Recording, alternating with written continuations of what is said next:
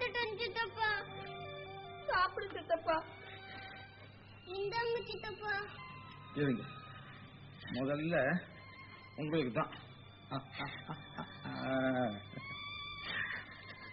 அழக்கூடாது. சித்தப்பா தரேன். நீ சித்தப்பா.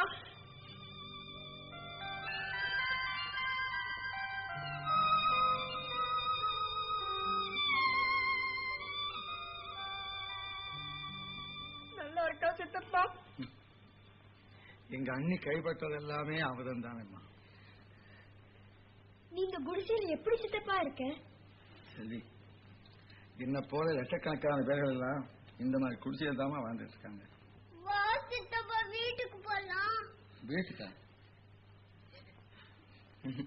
அப்பாதான் ஏதோ ஆத்தத்துல சொல்லிட்டாருன்னா அதுக்கு நீயும் ஏன் சித்தப்பா கோச்சுக்கிட்ட?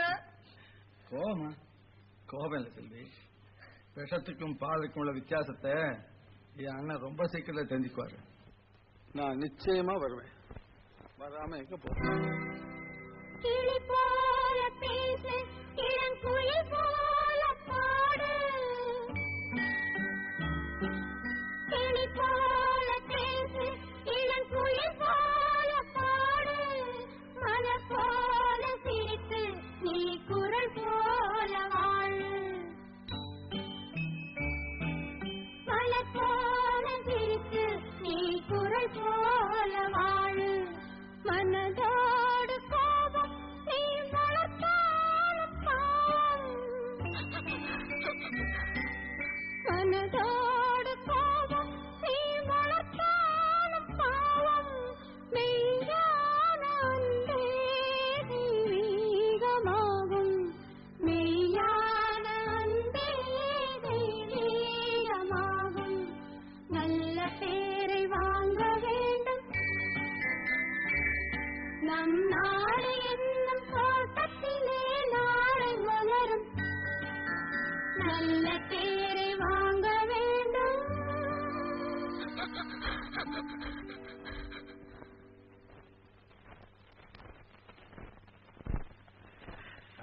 புறப்படுங்க, அம்மா தருவாங்க.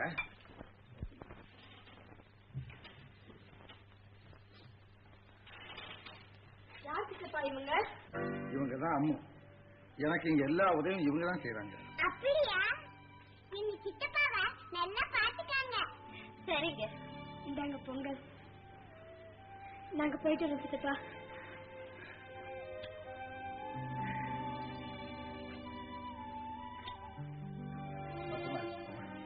போயிட்டு வரோங்க. டாடா. டாடா.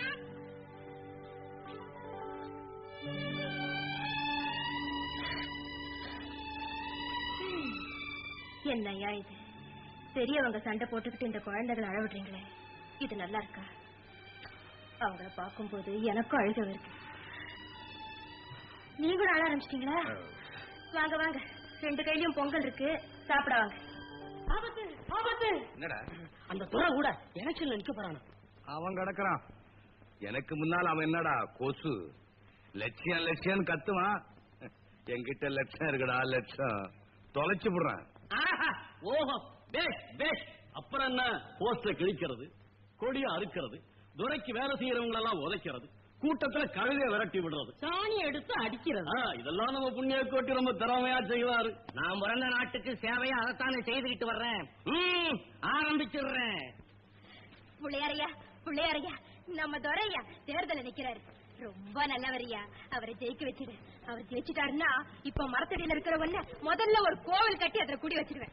எங்கள் ஓட்டு, எங்கள் ஓட்டு, எங்கள் ஓட்டு, எங்கள் ஓட்டு, எங்கள் ஓட்டு, எங்கள் ஓட்டு, எங்கள் ஓட்டு. பெரிய சமூகத்துக்கு சிறிய விண்ணப்பம். இந்த செலவிக்கிற விஷயம் தானே? அல்ல அல்ல, சேர்மேனுங்க பதவியை உண்டாக்குனது சர்க்காரு, சேர்மேனுங்களை உண்டாக்குறது பிரபு. போன தடவை அவரை சேர்மேன் ஆக்கியிருந்தீங்க, அதே போல இந்த தடவை என்ன சேர்மேன் ஆக்கிட்டீங்கன்னா கடனை தீர்த்து விடுவேன், சிரமம் இல்லாம சில்லறையும் சேர்த்து விடுவேன். ஏ புண்ணியகுடி, என்ன கடைசியில என்கிட்டயே மோதுற? நான் ஏற்கனவே ஐயா கிட்ட சொல்லிட்டேன், இந்த வருஷம் என் 3 பெண்களுக்கு கல்யாணம் நடந்தாகணும். அதனால இந்த முறை நான் சேர்மன் ஆகிறதாங்க நியாயம். இல்ல நான் சேர்மேன் ஆகிறதுதான் தர்மம். இல்ல நான் சேர்மன் ஆகிறதான் நியாயம். நான் தான் சேர்மேன். இல்ல நான் தான் சேர்மன். என்ன இது மீன் கிடையா? என்ன சண்டை இது? இதுதான் பதவி சண்டை. நம்ம ஊரு சேர்மன் பதவி இவ்வளவு கேவலமாயிடும்னு நான் நினைக்கவே இல்லை. உங்க வீட்டு கடன் அடைக்கிறதுக்கும் உங்க வீட்டுல கல்யாணம் பண்ணதுக்குமா சேர்மன் பதவி இருக்கு? உங்க சுயநலத்தை பாக்குறப்போ நம்ம நாடு என்ன கதி ஆகுமோன்னு எனக்கு பயமா இருக்குயா. கேளுங்கய்யா, சுயநலமே இல்லாம சொல்றேன், நாட்டு நன்மைக்காகவே சொல்றேன். இந்த தடவை நானே சேர்மன் ஆகிறதா முடிவு பண்ணிட்டேன். ஆஹா, ஓஹோ, பேஷ் பேஷ். சும்மாரியா, நம்ம வாத்தியார் தான் ஜெயிப்பாருன்னா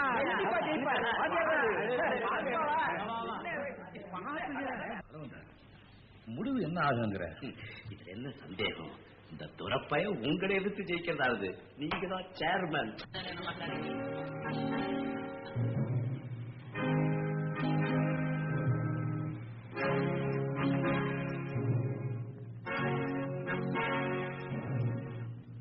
சேர்மன் தேர்தல் முடிவு.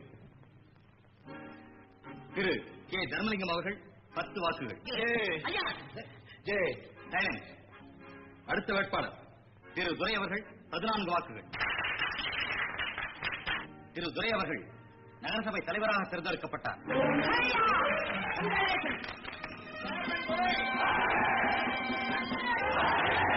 சேர்மன் துரை அவர்கள் இந்த இடத்துக்கு வர வேண்டும்.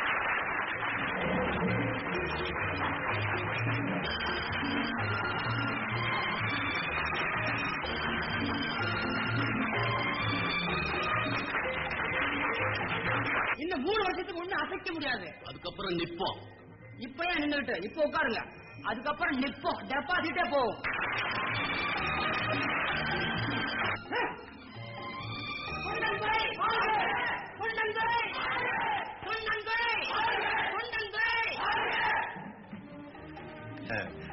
நான் தோற்று போனதை பத்தி கவலைப்படல.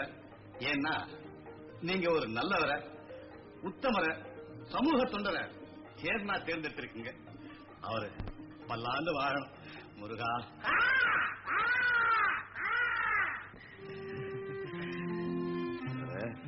இது ஒண்ணு கவனிச்சுக்கிறேன்.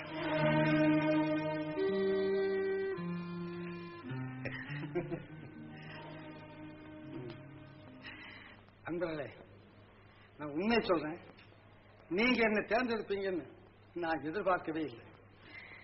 புதியவனான எங்கிட்ட பெரிய பொறுப்பை ஒப்படைச்சிருக்கீங்க. ஆனா ஒண்ணு மாத்திரம் சொல்றேன், கொஞ்சம் கூட சுயநலம் இல்லாம ஊருக்காக நான் உழைப்பேன். அது மட்டும் நிச்சயம். மூத்தவங்க என்னை வாழ்த்துங்க, இளைஞர்கள் எல்லாம் எனக்கு கை கொடுங்க. நன்றி. இத்தோடு இன்றைக்கு கூட்டம் கலைகிறது.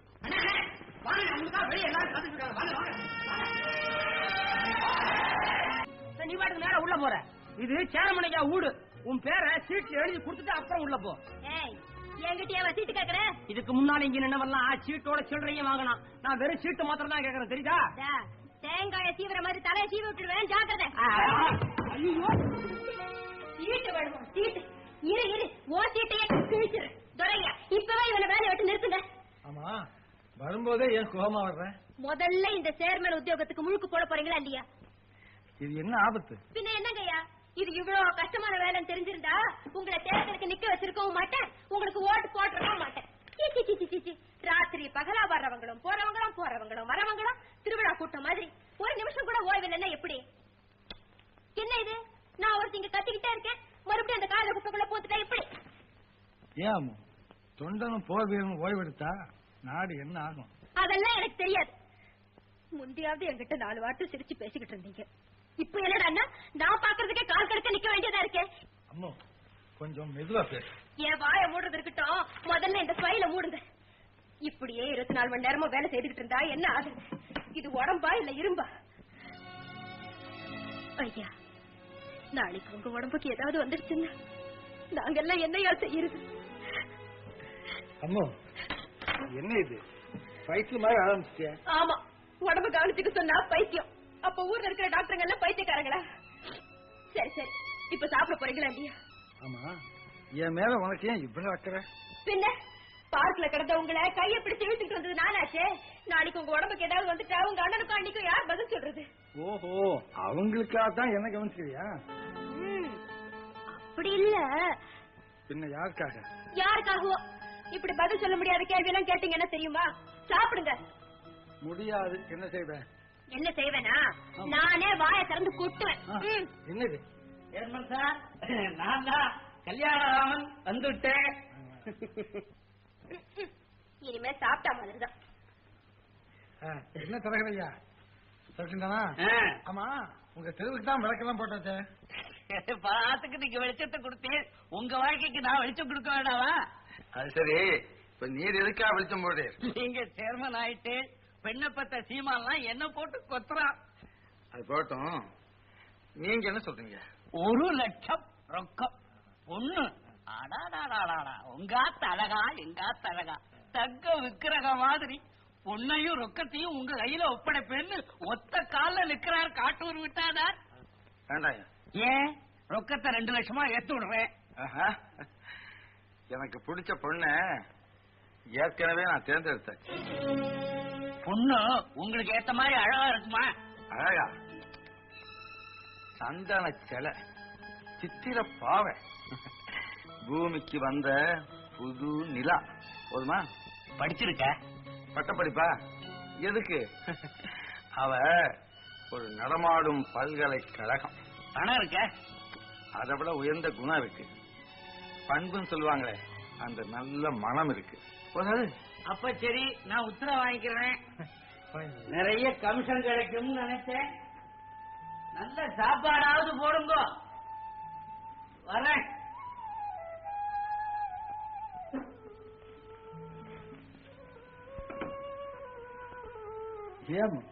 ஏன் அப்படி இருக்க? நான் எப்படி இருந்தா உங்களுக்கு என்ன? இப்ப என்ன நடந்து போச்சு? நான் ஒருத்தி உயிரோட இருக்கேங்கிறதே நீங்க மறந்துட்டீங்க. உங்க இஷ்டம் போலவே எல்லாம் செய்றீங்க. என்ன உங்களுக்கு பிடிக்கல. கேவலம் ஒரு இளைஞருக்கு அடிதானே, குடுத்து இருக்கிற தேரை பொடுத்தானே என்ன தூக்கி எரிஞ்சிட்டீங்க. ஏன் இப்படி பண்ற? உங்களுக்காக நான் எவ்வளவோ பாடுபட்டேன். உங்களையே கடவுளா நினைச்சிட்டு இருந்தேன். அதுக்கு நீங்க செய்யற உதவி இதுதானா? அம்மா, ஏன் கோச்சுக்கிற? நான் இப்ப என்ன செய்துட்டேன்? ஒண்ணு செய்யல. எங்கேயோ போய் கல்யாணம் செய்துக்க போறீங்களே, அது போதாதா? ஓ, அதுவா? நான் எவ்வளவு ஆசைப்பட்டேன் தெரியுமா? கல்யாண பொண்ண முதல்ல நான் தான் பாக்கணும். நான் பார்த்து சரின்னு சொன்ன பொண்ணத்தான் நீங்க கல்யாணம் பண்ணிக்கணும்னு துடைச்சுக்கிட்டு இருந்தேன் ஐயா. அம்மா, ஆனா எனக்கே சொல்லாம, எனக்கே தெரியாம, எனக்கு காண்பிக்காம நீங்களும் முடிவு செஞ்சுட்டீங்க. ஐயா என்கிட்ட சொல்லாம எதையுமே செய்ய மாட்டாருன்னு நினைச்சுக்கிட்டு இருந்தேன். பைத்தியக்காரியா? நான் பைத்தியக்காரி. அம்மா, நீ பைத்தியக்காரி இல்ல, ஒரு அப்பா. அதனாலதான் நீங்க என்ன மதிக்கல. அதனாலதான் நீங்க கட்டிக்க போற பெண்ண, அந்த சந்தன சிலைய, சித்திர பாவைய என்கிட்ட காண்பிக்கவே இல்ல. தப்புதான். இப்ப காட்டட்டுமா? இப்பவா? இப்பவே காட்டுறேன், வா. எங்க? என்ன அவசரம்? நெல்லு, கண்ண மூடு. பத்தியா? 2 கண்ணை மூடு. மூடு. எங்க கண்ண தர? என்ன அவசரம்? இங்க மறந்தே போயிட்டேனே.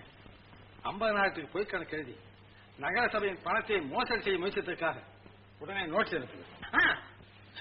அப்புறம் உணவுப் பொருட்களை கள்ள மார்க்கெட்ல வித்ததுக்காக புண்ணிய கோடிக்கும் உடனே நோட்டீஸ் அனுப்புங்க. இந்த நகரசபை ஆஸ்பத்திரியோட இருக்கிற மருந்து எல்லாத்தையும் திருட்டுத்தனமா விற்றதாக அந்த டாக்டர் மேல ஆதாரபூர்வமா கம்ப்ளைண்ட் வந்திருக்கு. அவருக்கும் விடுங்க. மிஸ்டர் ரவி, டாக்டருக்கு உடனே நோட்டீஸ் அனுப்புங்க. மிஸ்டர் ரவி, நகர சபைக்கு சொந்தமான இடத்தை வீடு கட்டி கொடுக்கிறதா போய் சொல்லி மக்களை ஏமாற்றி பல லட்சக்கணக்கான ரூபாய்களை வசூல் பண்ணி வச்சிருக்காரு தர்மலிங்கம். நகர சபை கிட்ட அப்படி அனுமதி வாங்கவும் இல்லை, நகர சபை கொடுக்கவும் இல்லை. அது மட்டும் இல்ல, நகர சபைக்கு அப்படி ஒரு திட்டம் இருக்கு. அதனால மக்களை ஏமாற்றி வசூல் செய்த பல லட்சக்கணக்கான ரூபாய்களையும் சரியான கணக்கோட நகர சபை ஒப்படைக்கணும்னு உடனே நோட்டீஸ் அனுப்புங்க. தர்மலிங்கத்துக்குமா? அவர் இந்த ஊர்ல ரொம்ப பெரிய மனுஷனாச்சுங்களே. எவ்வளவு பெரிய மனுஷனா இருந்தாலும் தவறு செய்தா தண்டனை அனுபவிச்சுதான் தீரணும். மிஸ்டர் ரவி, காலம் மாறி போச்சு. நோட்டீஸ் அனுப்புங்க. நமஸ்காரம். ஏதோ வேலையா இருக்கிறா போல இருக்கு. இது வரைக்கும் இந்த சேர்மன் வேலையே பார்த்தது இல்லையா? உங்களை எல்லாம் பார்க்கறதே ஒரு வேலை தானே. என்ன 4 கவுன்சிலருமா சேர்ந்து வந்திருக்கீங்க? போன வாட்டி எலெக்ஷன்ல உங்க ஆளு ஜெயிச்சாரு. ஆட்சி என்னது நீங்க. இந்த வாட்டி அண்ணா ஜெயிச்சிருக்காரு. ஆட்சி நம்மதுன்றீங்க. என்ன விஷயமா வந்தீங்க? ஐயா கிட்ட தனியா பேசணும். அவங்களையெல்லாம் கொஞ்சம் வெளியில. இவங்களுக்கு தெரியாத எந்த ரகசியத்தை பேச போறோம்? சும்மா சொல்லுங்க. இந்த மீன் மார்க்கெட்டுக்கு. மீனா? நீங்க சைவமாச்சா? மீன் இல்லீங்க, அந்த டெண்டரு. அத எனக்கே கிடைக்கிற மாதிரி ஏற்பாடு பண்ணிட்டா நல்லா இருக்கும். ஓஹோ. எனக்கும் ஒரு சின்ன உதவி. நம்ம முனிசிபாலிட்டிக்கு ஒரு பெரிய பள்ளிக்கூடம் கட்ட போறோம்ல, அந்த கான்ட்ராக்ட் எனக்கே கொடுக்கணும். எனக்கு ஒரு 16 பேருக்கு உடனடியே வேலை போட்டு கொடுக்கணும். அவ்வளவுதான். 16 பேருக்கா? அங்கேச்சா? ஆமா ஆச்சு. அதான். ஏங்க நீங்க சும்மா உட்காந்துருக்கீங்க? எனக்கு என்ன கேக்குறதுன்னு புரியலீங்க. ஏங்க ஒண்ணு பண்ண என்ன, மாசத்துக்கு 1000மோ 2000மோ வருமானம் வர முடியா உங்களுக்கு ஏற்பாடு பண்ணிட்டா சௌரியமா இருக்கும்ல? போதுங்க, அது போதுங்க. மொத்தத்துல எல்லாருமே சம்பாதிக்கணும்னு வந்திருக்கீங்க. நீங்க எல்லாம் உங்க தொகுதி மக்களுடைய தேவைக்காக வந்திருப்பீங்கன்னு நினைச்சேன்.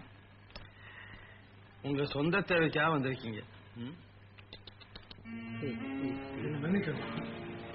நம்ம சுயநலத்துக்காக நகரசபை தயவு செய்து இனிமே இந்த மாதிரி தவறான உதவிகளுக்கு எதிர்பார்க்காது. அதனே சேர்மனை அப்படி சொல்லிட்டீங்க. எலெக்ஷன்ல ஜெயிக்கிறதுக்கு நாங்க எவ்வளவு பணத்தை செலவழிச்சிருக்கோம் தெரியுமா? சின்ன மீனை போட்டு பெரிய மீனை பிடிச்சவா? ஆமா, திரும்ப சம்பாதிச்சிடலாங்கிற நம்பிக்கையில தான். அதனாலதான் உங்களை சேர்மன் ஆக்கணும். நீங்க இப்படி கைவிட்டா நாங்க எப்படி பிழைக்கிறது? இது பிழைக்கிற இடம் இல்ல சார், உழைக்கிற இடம். மிஸ்டர், இது முனிசிபல் ஆபீஸ், வியாபார சந்தை. அட இவர்களோட இவர் உலகத்திலே இல்லாத அதிசயமான சேர்மனா இருக்காரு. பெரிய உத்தம புத்திரன். இந்தாயா, இப்ப எந்த உதவியும் செய்ய மாட்டேன்னு சொல்றீங்களா? இப்ப மட்டும் இல்ல, எப்பவுமே இந்த மாதிரி உதவி செய்ய மாட்டேன். அந்த ஆசையை விட்டுட்டு தயவுசெய்து வெளியே போங்க. அவ்வளவுதானா? கண்டிப்பா அவ்வளவுதான். இது என் கடைசி எச்சரிக்கை. கடைசி வச்சிருக்கியா? பாக்கலையா? பாக்கலாம். அலுவலகத்து போய் இல்லாத சேர்மன் ஆக்கம் பாரு. கொஞ்சமே நன்றி இல்ல.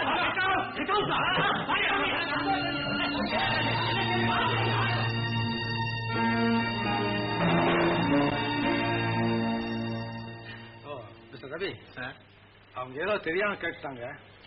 அதை தயவுசெய்து வெளியே சொல்லாங்க. பாவம், மக்களுக்கு தெரிஞ்சா மானமே போயிடும். செஞ்சிட்டான். அவன் சொன்னது போலயே செஞ்சிட்டான். நடுத்தரங்களை கொண்டாந்து நிறுத்திட்டான். இது வரைக்கும் எவ்வளவு கௌரவமா பெரிய மனுஷனா வாழ்ந்துட்டு இருந்தோம். எவனாவது நம்ம விவகாரத்துக்கு வந்தானா, வந்துட்டு போனானா? உங்களை நம்பித்தாயா பல பாவங்களை செஞ்சிருக்கோம். நீங்க தாயா எங்களை காப்பாற்றணும். முகமுடிய கிழிப்பன்னு சொன்னான், இப்ப முகத்தையே கிழிச்சு புட்டான். என்ன நடந்து போச்சு? ஏன் அப்படி அழகுங்க? நோட்டீஸ் கொடுத்துட்டா என்ன இடம்? திட்டத்துக்கு பதில் திட்டம் எங்கிட்ட இருக்கு. கண்ணையா, என்னையா? 10,000 கொண்டு வா. ஐயா, நீங்க நினைக்கிறது தப்பு. அவன் பணத்தை மதிக்கவும் மாட்டான், அதுக்கு மயங்கவும் மாட்டான். அட முட்டாளுகளா, உங்களுக்கு பணத்தை சம்பாதிக்கதான் தெரியும், அதோடைய மகிமை தெரியாது. மொத்தம் 10 கேட்பான், இன்னொருத்தன் 100 கொடுத்தாதான் பேசுவான், மொத்தம் 1000க்கு அசைவான், இன்னொருத்தன் லட்சம் கொடுத்தா அடிமையே ஆயிடுவான். இந்த மாதிரி உலகத்துல ஒவ்வொரு மனுஷனுக்கும் ஒவ்வொரு ரேட் இருக்குயா. மொத்தத்துல பணத்தை கொடுத்து கடவுளையே அடிமையாக்கலாம். ஆஹா, ஓஹோ, பேஷ் பேஷ்.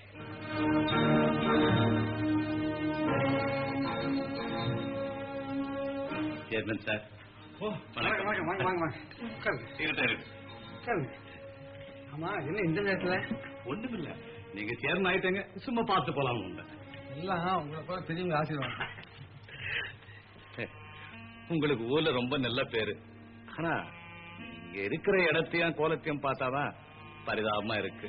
அது இருக்கட்டும், நீங்க இப்ப இங்க எதுக்கு வந்தீங்க?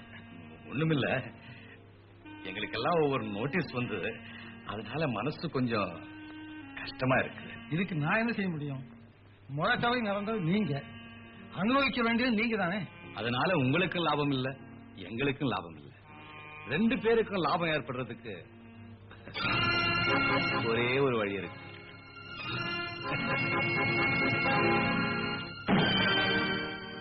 மிஸ்டர், என்ன இது? லஞ்சம் கொடுத்து என் வாய மூட பாக்குறீங்களா? தப்பு தப்பு, இது அன்பு காணிக்கை இல்ல, இது விஷம். வெளிங்க. நான் சொல்றத கொஞ்சம் கேளுங்க. தொண்டைங்கிறவன் தேசத்துக்கு எரு மாதிரி. ஆனா பயிர் விளைஞ்ச உடனே அந்த எருவை எல்லாரும் மறந்துடுவாங்க. அதனால அப்படி மறக்காம இருக்கணும்னா அந்த தொண்டனுக்கும் பணம் தேவை. ஆஹா ஆஹா, பாருங்களேன், பணத்தை வச்ச உடனே இந்த மேஜைக்கே ஒரு லட்சணம் வந்திருக்கு. இது எடுக்க போறீங்களா இல்லையா? துரை, இது 1-2 இல்ல, 10,000 ரூபாய். அதுக்காவது கொஞ்சம் மரியாதை கொடுங்க. கடவுளே இந்த பணத்தை மதிக்கல, மரியாதையும் கொடுக்கல. அதனால்தான் உங்களை போல தகுதி இல்லாதவங்க கையில ஏராளமா பணத்தை கொடுத்து வச்சிருக்காரு. உனக்கு அரசியலே தெரியல. சொல்றேன், பணக்காரங்க கிட்ட இருந்து காப்பாத்துறேன்னு சொல்லி ஏழைங்க கிட்ட ஓட்ட வாங்கணும், ஏழைங்க கிட்ட இருந்து காப்பாத்துறேன்னு சொல்லி பணக்காரங்க கிட்ட பணத்தை வாங்கணும், அப்புறம் 2 பேரையும் அடியோட மறந்துடணும். இதுதான் துரை என்னுடைய இத்தனை வருஷ அரசியல் வெற்றியின் ரகசியம். இதுதான் உங்க அரசியல்னா எனக்கு அந்த அரசியலே தேவையில்லை. லஞ்சத்தை ஊழலை ஒழிப்பேன்னு சொல்லித்தான் நான் இந்த பதவிக்கே வந்திருக்கேன்.